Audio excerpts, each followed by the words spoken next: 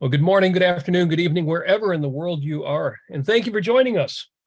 We're keeping it real, except we're going off book. I am here this morning with James Valliant to discuss Leonard Peikoff's answers to podcast questions compiled in his book, Keeping It Real. Now, there were more podcasts, more questions than made it in the book. And James Valliant, you have chosen some from off book that are going to give us a great conversation this morning. James, how are you doing today? Fantastically well, sir. I hope you are doing as well. I am. I'm in an especially good mood because I'm thinking about animal rights. I'm thinking about, well, that's an interesting conversation. That's going to be good. But I'm also thinking about animals in my life, beloved pets, family members that have been in my life too. And how are we going to square that circle? That's going to be interesting. But I say, yes, we're going to do it. We're going to make that happen. I love animals. My wife and I always have little dogs. She grew up with dogs. I grew up with dogs. Pets are an instrumental part of our happy existence. They are a critical part of our environment. And I love animals. I just have to say, as a personal, that may condition what people are about to hear from my mouth in a few minutes. I don't want to warn them too much, but this is, this is I have to admit, an extremely difficult issue for me personally. It is. They say you can tell a lot by a man by the way he treats the waitstaff or by people he doesn't expect to get anything back from. But you can tell a lot about a person by the way that they treat their pets, their furry family members. And yet, it's a real question. Objectivism, animal rights, that can't be right. Sounds complicated. I think we need to ask Leonard Peikoff about that. But first, we're going to hear from Yaron Brook. Yaron Brook, of course, toward the end of Leonard Peikoff's podcast, for folks who don't know, Leonard Peikoff spent years answering questions that were sent to him as podcasts. Toward the end of doing that, he kind of had enough of politics, which wasn't his primary interest. So he offloaded a lot of that to Yaron Brook. So if you listen to the Leonard Peikoff podcasts at peikoff.com, a lot of the political questions that came late in that series, Yaron Brook. In fact, let's listen to one of those. I believe our producer, Daniel, is ready to play that. As I say, we're going off book. These are the questions you get only by going through the podcasts themselves. Daniel, whenever you're ready, let's have that first audio. Yeah, this question is about animal rights. It acknowledges that I've said I'm against animal rights, which I am. But it says, well, what if somebody, some evil, or not so evil, I guess, what somebody decided that they were going to kill all of a particular animal, right, in order to get their fur, their leather, for something. And they were going to basically make this animal extinct. And by making this animal extinct, they were going to destroy the ecosystem, which we all depend on, and therefore we would all die, or we would all get hurt. Isn't that violating our rights?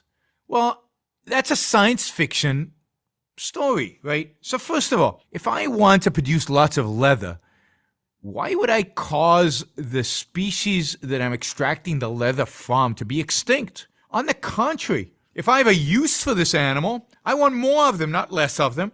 So we, for example, eat chickens. Do you think there'd be more chickens in the world if we stopped eating them, or fewer chickens in the world if we stopped eating them? Well, there'd be fewer chickens in the world. A lot fewer. The fact that we're eating chickens is why there's so many of them.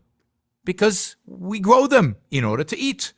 So if you could find a use for an animal, there're going to be more of that animal. There were more horses when we used them to ride than there are when we don't need them anymore because they serve no purpose for us. So that's fallacy number one.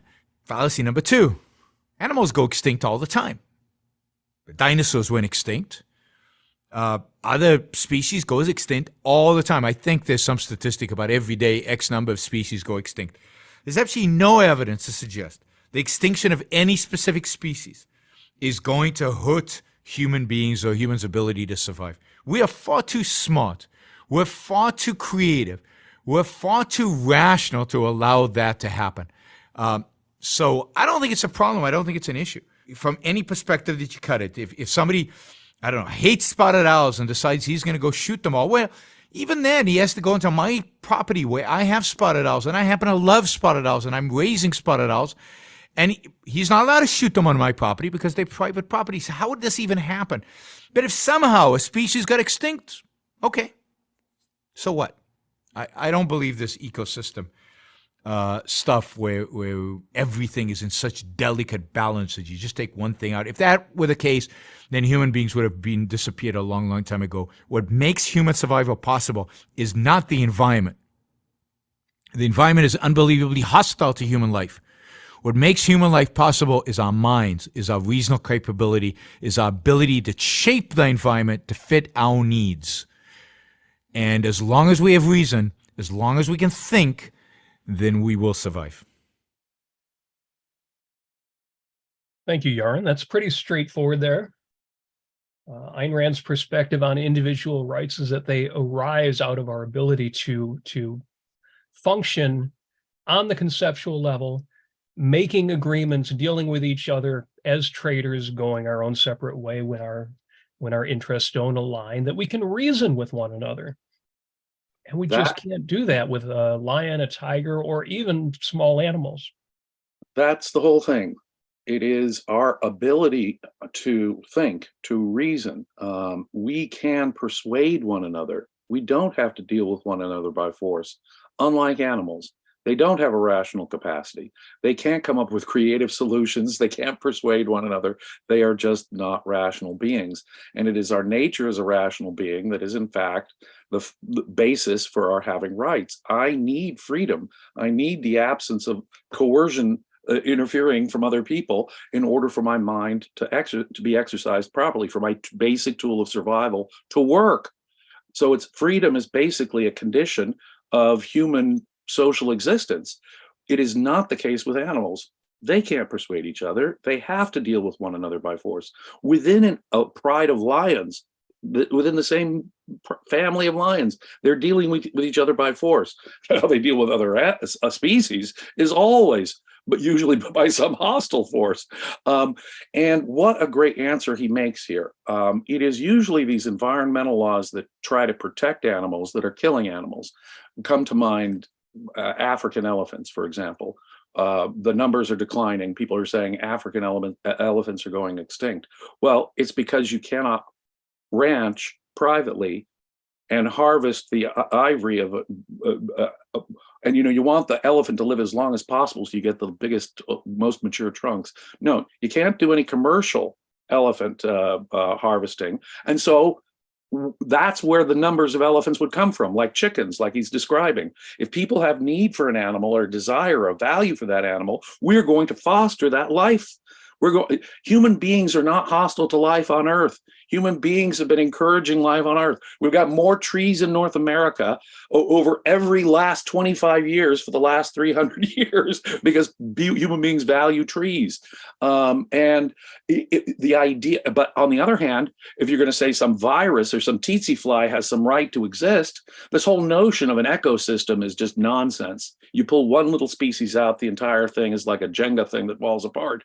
Animals are going extinct all the time. As Yaron points out, dinosaurs went extinct without any help from humanity. Most 99.9% of all the species that ever existed on this planet went extinct all on their own without the help from human beings at all. And when the last Thompson's gazelle gets hunted down by a lion, that lion isn't concerned. This is the last of this species. And the lions never pause when they're hunting down the last Thompson's gazelle to eat. They're just going to eat it, okay? The biology is an ever-changing dynamic. And human beings have been coping with this ever-changing dynamic for some time. So the idea that one single species is going to bring the whole Jenga thing down on biology is absolutely absurd. The idea that humans are hostile to life is absolutely absurd, or that the free market is hostile to life is absolutely absurd. If you care, let me just give you the example again. If you care about African elephants, if you want there to be a commercial supply of ivory harvested in a humane way, then what you want the legal ranching of elephants rather than these absolute rules against poaching them altogether. If there were commercial herds of elephants, the wild herds would be left alone, wouldn't they? Poaching is only encouraged by these kind of rules. These environmentalists are the ones killing African elephants. If they really cared about African elephants, they would change their rules and allow private property in African elephants. So these guys have got it all backwards scientifically, all backwards morally. And if they really did care and want African elephants to survive, they're following a very counterproductive policy. What a great answer from your own. Excellent. Now, maybe that seems pretty easy to folks listening. Incidentally, what I want to see people in the chat. I want to see your questions, your comments. What I really want to see is your support for the Ayn Rand Center UK. So if you hit that super chat button at the bottom, that $ there, or it may show up as a £, euros, wherever you're at, you can support the Ayn Rand Center UK and the work that this channel is doing, not just to bring this program to you, but to bring you the Daily Objective, to bring you the reality show, to bring you all of the programming that you see, and all of the other activities that the Ayn Rand Center UK engages in. Help us out. Put in those super chats. And if you're not already a member, the link is right at the top of the chat there to become a member of the Ayn Rand Center UK. And it's a great conversation to have, James, because I think in Objectivism, if you're already really into Ayn Rand's philosophy, you probably know, yeah, animals don't have rights because you can't negotiate, you can't reason, you can't trade with them in that way. But what about, there are harder cases here. When we see a species go extinct, you know, it tugs at our heart. All the Jurassic Park fans think, if only we still had dinosaurs, how sad that the dinosaurs did go extinct. We have these personal and not even completely subjective, just very personal feelings about these things. But I don't care what your aesthetics are. I'm really glad that Tyrannosaurus rexes, velociraptors, or even brontosauruses aren't still around. I'm just glad that they're gone. If they were still around, I would suggest humans make them extinct. But that tells you my position on the matter of dinosaurs. I just had to throw it. I hear a lot of people say they wish mosquitoes were extinct, but I think dinosaurs would have been a much more substantial nuisance. It's a good point, but we love animals. In fact, pet ownership, and you know, in our household, we were especially fond of rabbits, of bunnies, which to me are the cutest and smartest of all pets. Adorable. Amy's love of animals is just adorable and sweet, and something that my wife and I connect with Amy about. Loving animals is part of, you know, it's that general benevolence that comes from loving your own life. You know, I love my life so much. It is such a magnificent thing to be alive. And what I do is I project that benevolence on everything around me, including every conscious animal about me. Do I want them to suffer? Do I want them to have pain? Absolutely not, because I love life, my life. And it's an emanation of the love of my own life that causes me to be benevolent toward every form of life that isn't hostile to me. Right. And if I could put it out there, because some folks understand that. They understand that it's a projection of your own virtues and values, but it's not wholly put upon the animals. They actually have a little tiny consciousness there, and they do reflect actual values back to you. And some people think, well, it's all about me and it's kind of fake or imaginary because they're not really thinking what I'm thinking. No, they're thinking their little tiny version of that, and that's all it has to be. It's the best thing in the world. Yeah, I mean, pets are expensive, they're time consuming, and they're difficult. And eventually, because we usually outlive them, they're heartbreaking. So there's got to be some enormous value there, but there is. It's a kind of ownership. Well, we'll talk more about that, but I want to jump first to the really difficult question. Well, if animals don't have rights, some people, you know, we all know, unfortunately, the name Michael Vick, some people are just cruel to animals. Some people have no respect, and even, you know, arguably some of the factory farming practices. Fortunately, not these days, now that animal husbandry is taken very seriously, and whether that should be through regulation, I don't think so, but we have better farming practices, which also results in better quality food. Exactly. There's a Yaron Brook argument here, and I'm glad we started out with Yaron on this point. Look, grass-fed beef is better. non-caged chickens, free-range chicken, the meat is better. If something is healthier and tastier, then the market is going to encourage that. And here's a case where the free market, I think, would eliminate these, in my mind, very often dubious ways. You know, if you've ever looked at one of these industrial chicken farms, it does not look like it is pleasant for the chickens at all. And it looks like almost a sanitary health mess. It is not surprising to me that chickens raised outside of these, you know, high population cage situations, free range, you know, chickens taste better or more nutritious, et cetera. It's hardly surprising. But there again, it's something where we as, you know, the consumers, if we had a truly free market, we could demand this. And I think most people, even if it weren't the quality of the food, even if they were aware of how the animals were treated, I think, again, the free market would work this out in that people are benevolent enough. They don't want to see unnecessary cruelty to animals. Again, here, I think the free market is probably the real solution here. But as you point out, there are some harder questions as we keep pressing the issue. And frankly, some of the hardest questions for me to deal with in philosophy. Just to give, again, that little drum roll, we haven't quite yet approached it, but I think these two answers are intimately connected. I think people are generally benevolent. I think people, if they knew about harsh treatment of animals, they wouldn't commercially support it. So I don't think it would become a commercial norm. I think the free market would eliminate that pretty much. Yeah, absolutely. And I do want to talk more about this, but first I want to hear Leonard Peikoff. Leonard Peikoff addresses this question on his podcast. And we'll take this one in two parts. James, if we could have the first minute of Leonard Peikoff on this topic, please. I don't believe animals have rights, and it seems just to punish those that wantonly abuse or kill them. If you treat them as mere property, then there's no basis for taking animals away from such people, yet clearly the animals should be taken away for their protection. I've never been able to come up with a sound line of reasoning as to why animal cruelty laws are objectively sound, but I'm hoping that you can. I'm sorry, I can't. I overheard Ayn Rand in several conversations saying she wished there were a way to protect animals from human evil, but there is no legal way that she could think of that would be consonant with individual rights. I myself occasionally. So Leonard Peikoff's going to go on, but the basic answer there is, yeah, we all kind of feel it. Maybe we could say we wish it. Ayn Rand acknowledged that she wished it. It's not the case. That's. Well, think about it.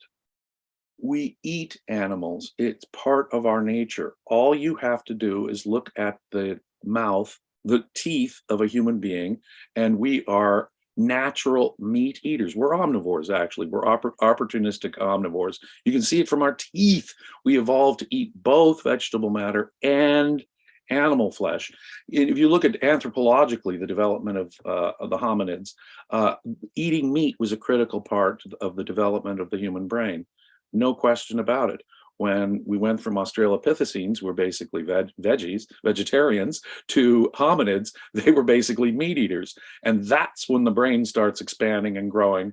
That's when the tools start being made by our hominid ancestors. The introduction of meat into our diet was absolutely instrumental to the evolution of the human brain. We eat animals, we wear animals. I'll go even further. It is okay to do medical experiments. And think about this. Would we ever imagine this about a human being? Would we ever think of even subjecting a human being to a medical experiment? But wait a minute. Isn't it safer to test this new drug or vaccine on lab mice first, and then even on Amy's beloved rabbits before? I don't know about that. before I know I'm getting in trouble with your boss there, but I have to say, if I have a choice, do we experiment with humans or do we experiment with mice and rabbits on medicines and heart surgery techniques? There are dozens and dozens and dozens of medical innovations that were helped along by scientific experiments on animals. We have to be able to kill them, eat them, wear them, even conduct medical experiments on them. So at what point do we say animals have rights? Well, now, on the other hand, there's absolutely totally unnecessary cruelty. And there are, Vic is mine, there are animal cruelty laws in every one of the states and in the United Kingdom. You cannot abuse or torture animals. That is unlawful in just about every jurisdiction I'm aware of. Now, the question is the validity of those laws. Now, let me give you some of the horrible situations. There are people in this, roosters, for example, if you have two adult male chickens, two roosters, they will fight until one of them is maimed or dead to control a harem of chickens. And there are people in this world who enjoy watching and putting bets on cocks fighting one another. Roosters fighting one another. Sometimes they will attach razor blades to their legs so that they can watch as the other one rooster rips apart with his razor blade attached legs this other rooster until it is basically maimed to the point of near death or dead. Cockfighting is illegal in the United States and the United Kingdom because there are actually people in this world who enjoy watching it and doing it. Dog fighting. Heck, there's another example. Or take this, bullfighting. I am outraged. I am disgusted at the idea of the slow torture death of a bull. I cannot stand to watch. I mean, when I was a kid, bullfighting was still legal in Mexico. I lived very close to the Mexican border. Bullfights were still going on there. Fortunately, Mexico and Spain Spain tried to outlaw it. The Spanish Supreme Court overturned that, but even after Spanish Supreme Court overturned that, they still are not basically doing bullfights in Catalonia, Spain anymore, nor are they doing them in Mexico anymore. It's substantially regulated now. Substantially regulated. Thank goodness, but do I approve of that? That's horrible. That's sadistic. I find it appalling. So the question is, can the law step in at this point? Yeah. Those are some of the last regulations I want repealed. But do we want them repealed? We've got a super chat. I got to say thank you to Michael Sanders. He's in with a generous super chat and says, are laws preventing cruelty to animals the equivalent of granting them rights? Now, James, maybe before we answer that, I want to hear the rest of Leonard Peikoff's answer that you chose for us, because this really brings to, we know that objectivists, some of us are just animal lovers. Ayn Rand was an animal lover. Let me read her reply to Cat Fancy Magazine. Cat Fancy Magazine. This, pet magazine finds out that Ayn Rand has cats. She loves her cats. And they asked her this. This is from her letter to them. You ask whether I own cats or simply enjoy them, or both. The answer is both. I love cats in general and own two in particular. She goes on, you ask, we are assuming that you have an interest in cats, or was your subscription, she'd subscribed to the magazine, strictly objective? And of course, Ayn Rand answers, my subscription was strictly objective because I have an interest in cats. I love how she takes the opportunity of this charming letter to explode the objective-subjective dichotomy. Says, no, I'm objective because this is my personal interest for good reasons. Well, but look at that. Altruism has us thinking that your personal interests are over here and ethical conduct is over here. And Ayn Rand is saying, no, they're totally aligned. You guys are getting it all wrong. if I didn't have an interest in cats, it wouldn't be objective for me to subscribe to your cat magazine. And they're all connected here. There's some kind of theory practice dichotomy, or the impossibility of altruism built in to the very question. And Ayn Rand takes an opportunity to make a philosophical point brilliantly.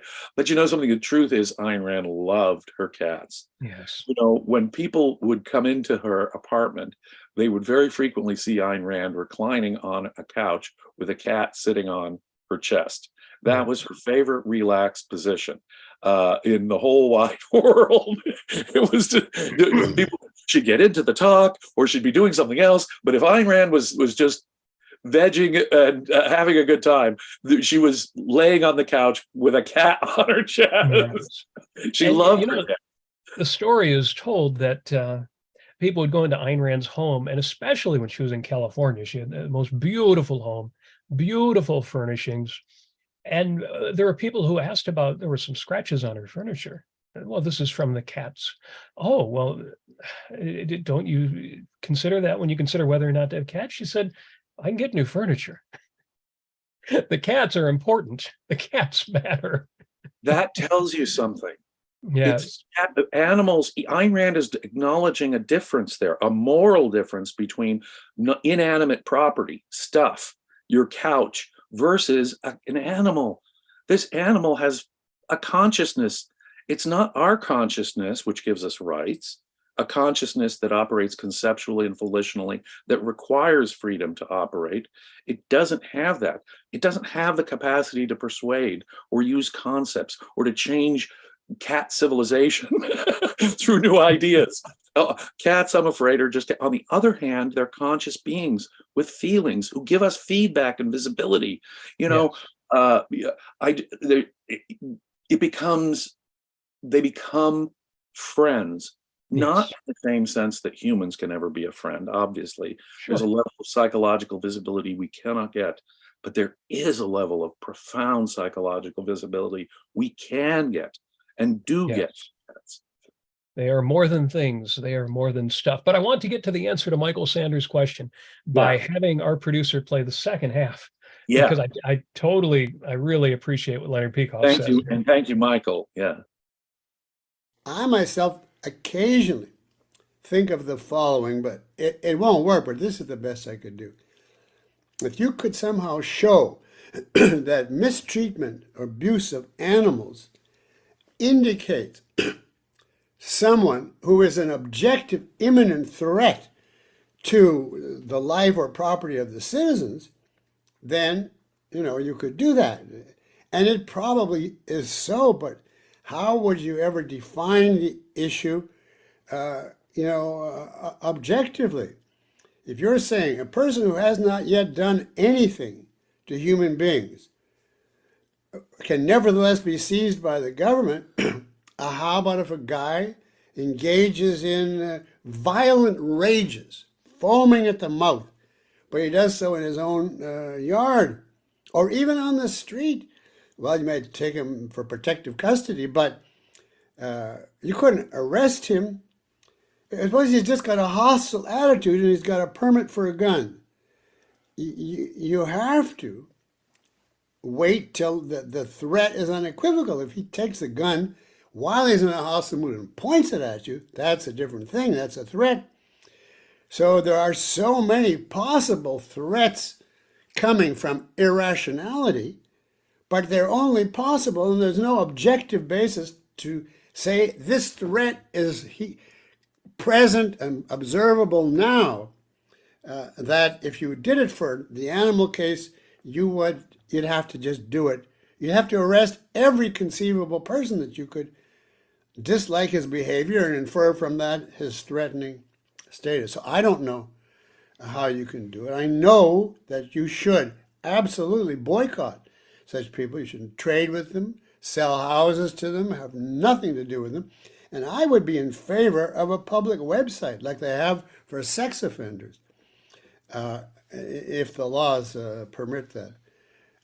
I think they are among the most evil, horrible. I do a lot of fiction reading. Whenever an animal comes up, I fear something is going to happen to that animal, because otherwise, why would the author bring it up? In most cases, it doesn't happen all the time, of course, but in many cases, I'll get to the point where I can tell from what they're saying that it's going to come. I throw the book away. I can't read it. So I wish I knew a valid law, but I don't know. Yeah, that's a tough one. It's a tough one. And You can't even read a book where there's Yeah. going to be that again. You know what I loved about last time is we get to hear the humanity of Leonard Peikoff, and here again we hear the humanity of Leonard Peikoff.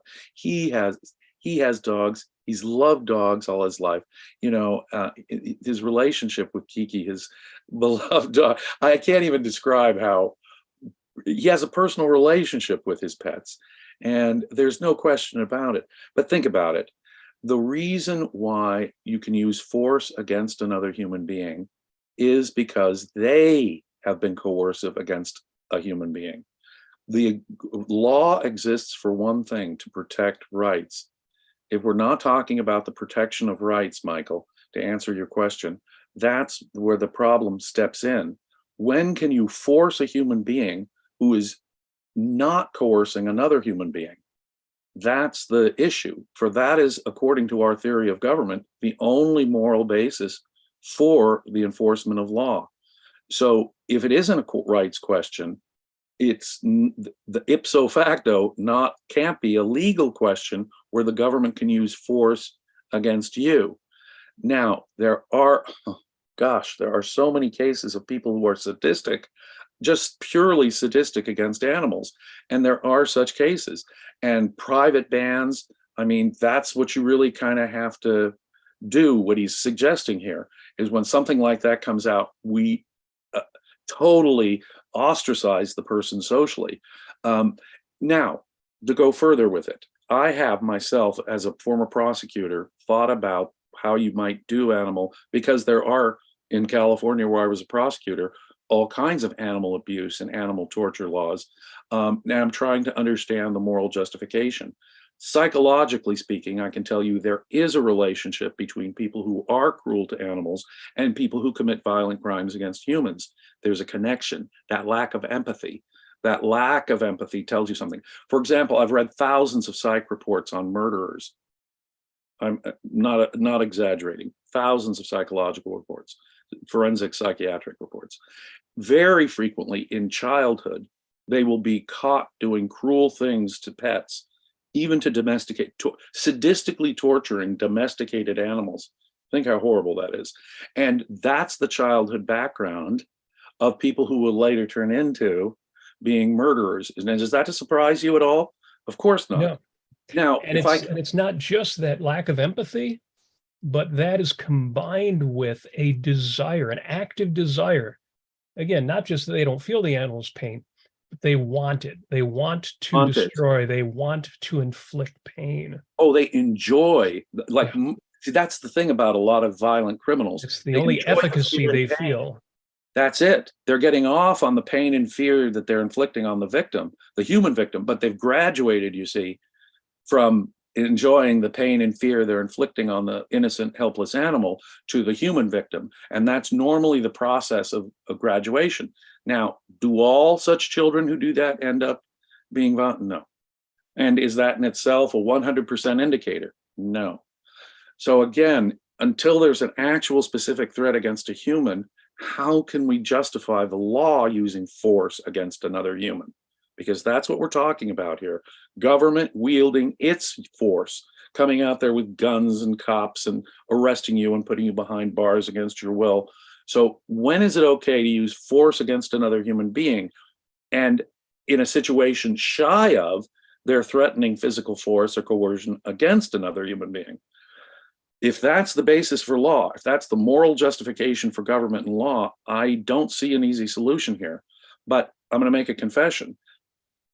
I believe objectivism has answered the theory-practice dichotomy across the board for all the major issues that I can think of. In ethics, in politics, across the board of normative philosophy, I am comfortable with how the theory practice dichotomy has been fully integrated. But like Leonard here, I am emotionally in a quandary. My heart is telling me, let me put it this way. If I saw someone torturing an animal, if I saw someone just torturing an animal for no good reason, and they're just inflicting pain, I would stop it physically. Yep. I would walk up and punch the guy in the face if I could. I would protect the poor animal being tortured. Now, yes. Would I be guilty of a battery against a human being? Yep. And if it was his property, the animal he was torturing, would he be innocent technically of a crime? Yep. Now, I don't think, even as the best prosecutor around, I don't think I could get a jury to convict someone who stopped so maybe the answer here is just let juries nullify, but I don't think that's even a rational answer. We need to have a principled answer here, and I cannot find one. This is one area in objectivism. I have to admit, this is the one area in objectivism where, like Leonard, and maybe like Ayn Rand, my heart is pulling me in one way, and my mind, my understanding of rights and how government has to be limited to the protection of rights is pulling me in another. And the only thing I can think to do is, maybe there can be something about the mistreatment of animals in terms of the property that they are. You don't have full ability to use all your property in any way you want. And I've tried legally, theoretically, to come in from that aspect too. I still cannot find one. If there is anyone within my earshot, and I will repeat Leonard's call for this, if there's anyone within my earshot who can give me a reason, and it would have to be obviously only on these extreme cases of pure sadistic torture, because we have to be able to kill, eat, wear, do medical experiments on animals. On the other hand, if it is purely a sadistic, unnecessary torturing of an animal, I would, gosh, every bone in my body wants that to be prevented. And as I say, think of this guy who's would you convict me of battery as a juror if I physically prevented, say by punching the guy in the face, the purely sadistic torture of his own pet? Well, I think that your example is leading us to what I believe is the answer. And I'm kind of saving it for the end because we've got a lot more to say. But let me say, we've got a member super chat from Robin. Thank you for that. And he says, if someone kills or harms somebody's pet, somebody else's pet, should it be considered as murder or property damage? An aggravated form of property damage. Aggravated. Absolutely, because you develop a special relationship with this property.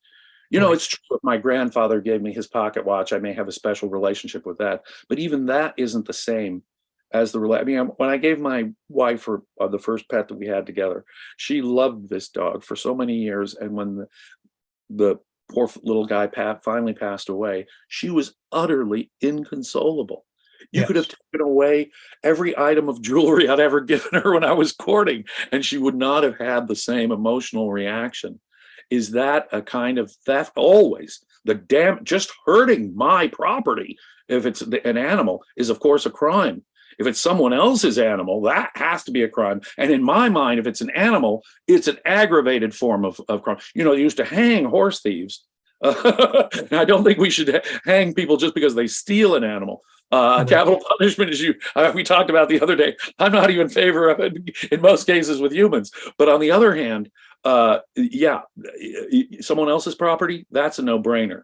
It's an aggravated form of theft or vandalism. Yeah. I'm really glad that Robin brought that up, because it's a legal term of art that people don't appreciate. They think, well, if it's not this, it must be that. But aggravated assault is different. It's the old question of, if you punch a pregnant woman that she miscarries, is that simply assault or is it murder? Well, it's not simple assault and it's not murder. But that doesn't mean that you've exhausted the possibilities. And this too, in this case.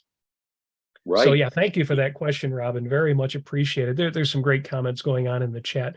And we just had a super chat pop up from a regular supporter, Jason. Jason Adams says, if the culture is sick enough to allow animal fighting, for example, roosters or bulls, would we allow it? What about broadcast rights? See, I think the broadcast rights issue is going to be the same as the cultural issue. And it's why, well, I'll skip to my answer, which is, I think there's a comparison to be drawn from child raising. There are ways to be horrible to children which don't amount to criminal assault or child abuse or neglect. And we all wish there was something we could do about just cruelly rotten, lousy parents. But the most we can do is educate and encourage and offer help, and then pressure and ostracize and boycott, all the voluntary ways that we can try to change behavior. I might wish that I could take kids away from really, really lousy, but not legally abusive parents, and take pets away from really, really rotten owners. But, wishing for that isn't going to make it so. The most I can do is all the things I can do. But when you say all those things are just voluntary, it makes it seem like it's not. No, that is a compelling and powerful list of things that we can do. And in that sense, I think objectivism is the answer to animal abuse, the kind of culture that we can build, the kind of sense of life we can encourage, the kind of behaviors that we can reward and reinforce and condemn and boycott. That is the answer. And some people will feel like it's not enough of an answer. I want a law, I want a hammer. But no, that really is the answer. Boy, you have a brilliant position there. And really, what a brilliant insight. What a well-taken point, Robert. I'm in awe. Thank you. I think the one insight that I want people to get, though, is that these voluntary means are powerful.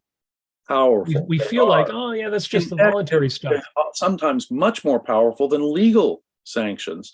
Legal sanctions, you have to catch the guy and prove it beyond a reasonable doubt. And, sometimes there's even things that are illegal, which are hard to find and prove. Social sanctions can be far more powerful, far, far more powerful than even legal sanctions can be. And in the free market, I think things like bullfights, you put them out of business tomorrow when the culture is good enough to say, no, that's animal cruelty. But you bring up another good point. In my mind, raising a child to believe in hell is psychological abuse of some of the cruelest order. Oh, should it be been through it? legal? Must it be? Must I allow, in the objectivist world, parents to raise children with this psychologically sadistic idea of eternal torments in hell for simply not believing in a certain religion? Now, I happen to regard that as psychological sadism that must be permitted, that must legally be permitted against human beings, little children.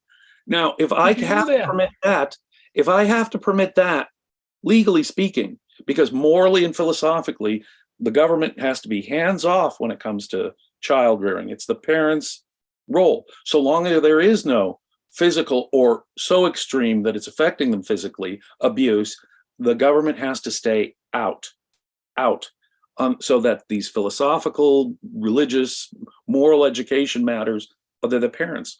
But raising a kid to really believe in hell the way fundamentalist Christians do, that's psychological abuse. If I could do something, if I could intervene and wave a magic wand so that people no longer teach their small children this horrific idea of hell, I would do so. But legally, I cannot. So your analogy is brilliant in that sense.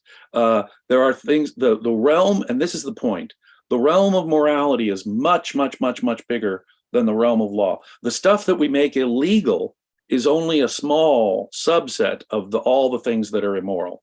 Yes. And that's the way it must be. If it is not coercion against another human being, I'm afraid the government has to stay the hell out. On the other hand, there are these social sanctions that you point out. And in a free society with a rational culture, boy, would there be strong social pressures. Like Leonard says, I would say, proclaim from the rooftops any case of a human who is sadistically mean to animals. To me, it is like you point out, it is one of the worst psychological signs you can ever find in a person, that they could be sadistically cruel to animals. I mean, Right. people go out of their way to be cruel to domesticated animals just to inflict pain. Those people have to be banned. Those people have to be shunned. They need to be, I'll use the term, they need to be canceled. Yes. Yeah, never underestimate the power of voluntary action. Exactly. Some people are lazy. Should we force people to work? Some people are slothful. Should we force them to have more class? No, you don't have to force people to do the right things. That's not the only answer. I totally get it. Oh, incidentally, a side note that because you mentioned a topic that's not our topic, but Jonathan in the chat says, James, you are right. My belief in hell destroyed my entire life. It is actually insane. That's not including my other bad religious beliefs I had. I was there. I totally get that idea of spending childhood feeling like you're living through the pit and the pendulum. The sense that, because if you've read the Bible, you know, none of us have a chance of getting into heaven. None of us are going to meet that standard. So we're just all living and waiting for. So yeah, sorry about that. But since you mentioned it, that could be a whole show right there. And I suspect someday it will be. But I get it. There's an interesting conversation going on in the chat between one of our chat members who is a vegetarian and said, you know, I've considered it. I've decided not to be part of that. And there's a conversation going back and forth. In that regard, I strongly recommend people see the film Temple Grandin, about the famous Temple Grandin, who was an advocate for responsible animal husbandry, for better farm practices, that you get better results, avoiding needless pain and needless cruelty to animals. And it's a great film. She was not out there looking for regulations and for laws. She was looking to be an advocate for better practices. And I think that's how it's done. Excellent, excellent, excellent. In fact, if people are concerned about animal cruelty, it's not simply the nutrition and taste of the animal, which we said was connected, and that would have a direct market impact. But people finding out, I can very much imagine a private organization like the Good Housekeeping Seal of Approval going around to farms and ranches and saying, these people are humane to their chickens. These people are humane to their, you see what I'm saying? And getting that approval of humanity might actually be something that would be a sell feature on a free market in a rational society of benevolent objectivists. Right. That's the kind of thing I think we should encourage very much so. Yeah. And you see bits and pieces of that around. You see free range meats, which usually are better than the other ones, Right. Cage-free eggs and little bits, volunteering. Right. It's all good. That's all good. And I think even in better culture, we get even more of that. Agreed. Because we love animals and we love to eat animals. And I don't think there's a contradiction there. No. You know, some farm practices can seem really harsh to us city folk, but I've known people who've worked on farms and who have friendly relationships with the animals, even though they know, well, someday, yeah, they're going to be processed, they're going to be rendered, they're going to be dinner. People on a farm don't find that unusual at all. And I think more of us need to have that more grounded. My wife was raised on a farm in Oregon, and her dad told her not to name the cow she loved, but she named the cow she loved. She developed a friendly relationship with it, a friend relationship almost with this animal. Of course, it had to die at some point, and of course, they had to eat it at some point. And she said it was difficult, but the animal was tasty.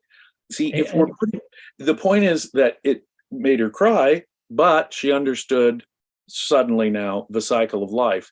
When it's like that, and the animal is humanely slaughtered, it's for a purpose, we have to understand that relationship. And that is certainly not animal cruelty. I think Dad was right to probably warn her against breaking her heart about falling in love with Moo, her beloved cow. But that's all part of, you know, growing up, learning the cycle of life, as opposed to, say, the unnecessary torment of animals, which I think really is an extreme moral issue. That, on the other hand, doesn't yet reach the level where we have to make it a law. Can't make it a law. I just can't. I've tried to figure it from every which way I can. And like I say, I'm going to echo Leonard here. If any of you all have a basis to give for how we could have laws that are justified in an objectivist system against just pure animal sadism and torture, I would be open to it, and my heart wants it to be there so bad. Yeah. It's just, I can't mentally get there. I think maybe between you and me and Ayn Rand and Leonard Peikoff, we may have taken this as far as we can, but I want to hear one more sound clip. We've got one more that you recommend we discuss, and if I could have my producer bring that up. Can it ever be appropriate for a human being to feel emotions of love or compassion toward an animal? Oh, I think absolutely.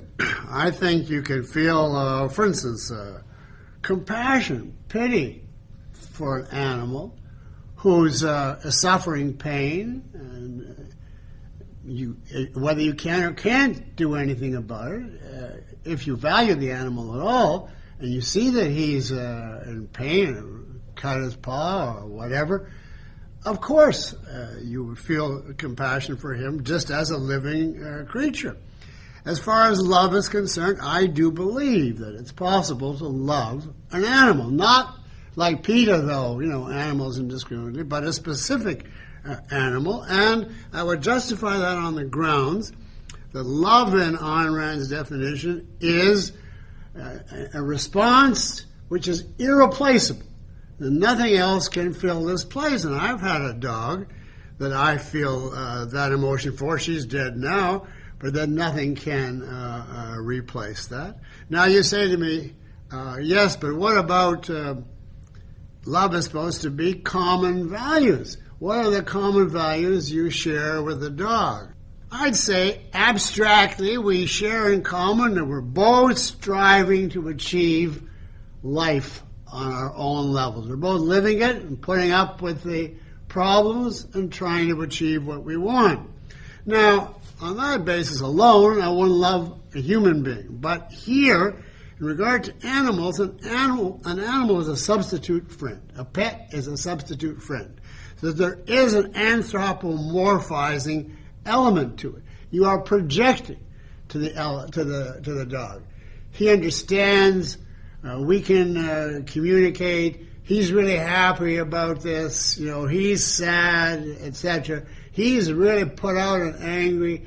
Now, we can't say that literally is true, but I don't think there's anything wrong with it, because that is the best that we can interpret what we do perceive. And as long as you know this is not a human being, it is not an error to make that interpretation when there is evidence of some kind of animal equivalent of it. So I would say definitely yes, in that sense. You can feel love for a specific animal, a specific that you know, and you've come to know, as you can for a human being. Now, it wouldn't be as intense, as passionate as for a human being, but it still qualifies as love. Certainly in my case, it did. Yeah. Can't argue with a bit of that. Outstanding. Bit of that. Absolutely. We were talking about the concept of unconditional love in a previous Peikoff Wednesday, and we were talking about how it applied in two cases, really, not to adult human beings who are moral agents, and we evaluate them based on their moral agency, their virtues, their character, their choices are an important part of how we evaluate other adult human beings. But when it comes to animals and children, actually the concept of unconditional love is applicable. You love your children because they're your children, even if they're not moral agents yet. So that when they make a mistake, that doesn't cause me to challenge my love for my own child. It's a child who's still learning and growing, and they're not fully a moral agent yet. Similarly with an animal, I come home and the animal is torn. My new puppy has torn apart a pillow and have left a mess in the living room. I try and condition the animal not to do that anymore, but I'm not going to do so in a cruel way. I'm going to say bad dog, but guess what? It's not a question of its virtue, because it's not a choosing, thinking thing. And so, as with small children, unconditional love is kind of appropriate. I have a special relationship. And something, there's something true about, it's also true about children and animals. They can differ. They can have different personalities. You can have different reactions to the way one animal is, you say personality. Of course, it's not the same as human personality, but do they have identifiable personalities? Different dogs, different cats? Of course they do. Different horses? Yeah, of course they do. Anyone who's lived with animals and worked around animals know that animals have slightly different characters and personalities, and you can react to that. This is true about children too. They're starting to develop human personalities at a very primitive level. But again, they're not moral agents. Is it possible to really love things that aren't moral agents? And does that mean that my love isn't a question of a moral evaluation of their virtue? Yeah, and all of that can be true because they can still be high values to me. They can be some Yes. of my most important values. Now, the feelings, like Leonard says, are going to be different for humans, for an adult human being that you're going to have from, say, a small child or an animal. But loving small children and animals, in fact, loving small children and animals unconditionally, is actually the case where it's appropriate to say that my moral judgment isn't the primary condition of this creature, because it's really not a moral agent at all. Yeah, Bonnie in the chat says animals are alive, 100%. It's good for us to see that. And thank you, Bonnie. In response, I've got to say the ownership of a pet is unique. Ownership, it combines the best aspects of property ownership, all the rights and responsibilities and the pride in owning a thing, with some of the most charming aspects of family and friendships, loyalty and determination and kindness and affection and dedication and devotedness. Yes. Ownership, we've talked about ownership. I've talked about it on my shows, Life on Earth. I talked about Gil Winan's ashtray, about when he owns something, it becomes a special thing because it's now part of his life, related to him. It's something he, as Rourke would say, has said yes to. The relationship we have with a pet, that question, if somebody kills your pet, is that different than if they destroy your property? It is a kind of ownership, but it's a special kind of ownership that cannot be replaced. So as Bonnie says, animals are alive. Yeah, and that makes it different. They have personalities. They have they're tiny personalities and tiny psychologies, and they're not conceptual, but they're very real and very rich and enormously valuable. They react to values. They feel pain, they feel pleasure. If it's a domesticated animal, they react to your reactions. That I myself am happy to see my dog when it comes. Talk about a kind of visibility. I mean, it's a real visibility. It's not the same visibility I get from Robert. Robert can give me visibility as a friend on a whole series of dimensions that obviously my pet dog cannot give me. On the other hand, the fact that my dog is reacting to my affection, the fact that he's reacting to my affection, and we're both aware of that, is a kind of visibility that it's really, truly they're not just alive, they're conscious. They feel pain. They feel they don't feel, say, the kind of joy that we can feel about abstract things, but they feel the equivalent of joy. And they it's have unique. pleasures and pains that are unique to them. And being conscious beings, it would be utterly sadistic and life-hating for a human to ignore the feelings of another conscious human being. That would tell me something very profoundly negative. These people are life-hater nihilists if they can actually think that way about another conscious living being. If someone could ignore the feelings of a domesticated animal with consciousness, I would have just about the lowest kind of opinion of that human, their psychology and their approach to life. I must assume that they are a hater of life. I would shun that person. They are anathema to me. And that's the kind of sanction that I'm afraid we have to use when it comes to protecting animals. Excellent. Well, again, that I think is the answer. It's not just because there shouldn't and can't be a law, therefore we can't do anything. No, Right. In an even partially reasonable culture, and Right. certainly in what we would call an objectivist culture, a fully rational culture, the Michael Vicks of the world are going to pay a price for what they do. And even in the mixed up world as it is now, he did pay a price for what he does. Everybody pays a price for their vices, whether the law stops them or not. And that is the answer. We wish we could say, yeah, never anything will ever go wrong. We can't stop and have a law. We don't need a law. All we need is reality on our side. I have to agree. I have to agree. I think this is a very important topic to cover because it is, I think, of all the issues, I'm not alone, I think, and I don't think Leonard's alone. I think of all the issues out there, this is one where an objectivist heart is sort of pulling us in one way and our objectivist mind is pulling in another. Now, I'm going to say that even though I know that a reason-emotion dichotomy we systematically reject, and I don't think it's reflective of a reason-emotion dichotomy. I think it's reflective of the benevolence and love of life that we as objectivists have.